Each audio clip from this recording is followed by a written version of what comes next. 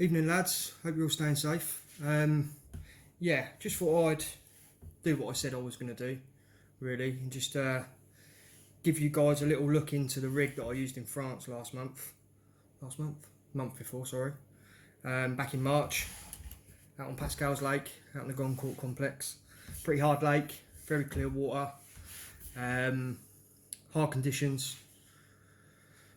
End of the winter, wasn't really expecting a lot, but did quite a bit of homework, and yeah, came up with what I thought would be the opportune rig and tactics to use.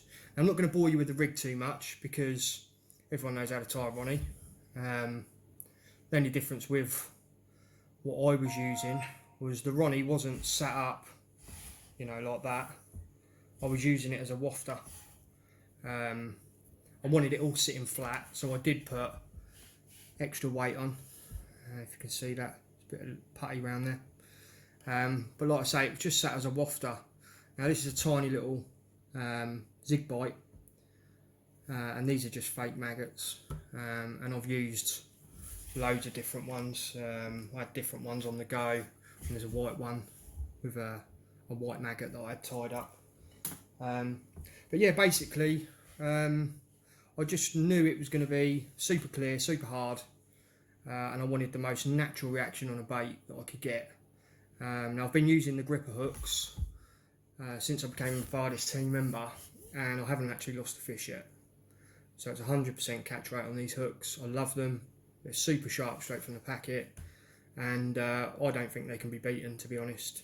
That little kink up by the top, just for me, the rigs I use and the way I fish, they just hammer home every time. And I say I haven't lost a fish, and I've caught quite a few since I switched over to these. So the hooks are definitely worth a shout. Well, all the bits are really. I mean, you've got the ring swivel, everything else. But like I say, I won't bore you with that too much.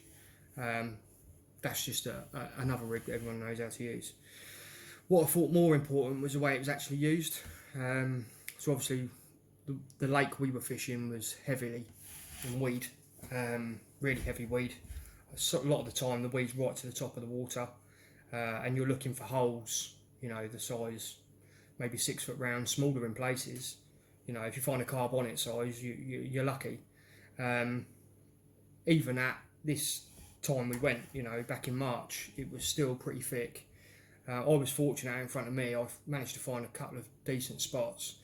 But the actual spot I fished and had all 3 fish from was probably only 6 foot in diameter. I mean, there was 6 foot weed, and we're fishing in 9.5 to 10 foot of water. So it was pretty thick. So what I wanted was something that was effective. I mean, you probably could have cast. I did cast it a few times. Can't actually remember whether I caught by casting.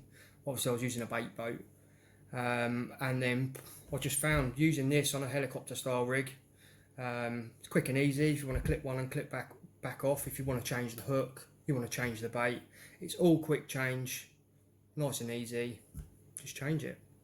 But what I wanted to do was I wanted to be able to drop that bait, so it came down. I knew it was away from my weight, my leader, which came in with that short but stiff boom section to push everything away. I also used a couple of bits of foam around the hook. I was fishing in weed. I wanted that to sit up really. I wanted all my 3 offerings, which were maggots and casters. I just wanted it to sit up, all the maggots and everything to flutter down, and literally those bits of PVA just to pop off, and for that to come down and sit straight on top. So if anything did come along, within the first couple of mouthfuls or a mouthful, my bait was right on top. It had 100% chance of going in with that first gulp, if not the second. So yeah, I wanted it to be able to sit and waft and move about freely. I don't know if you can see that, but any way that moves, you know, the hook's facing down. I've started using them. I think they're brilliant ways of catching fish, especially with that style of hook.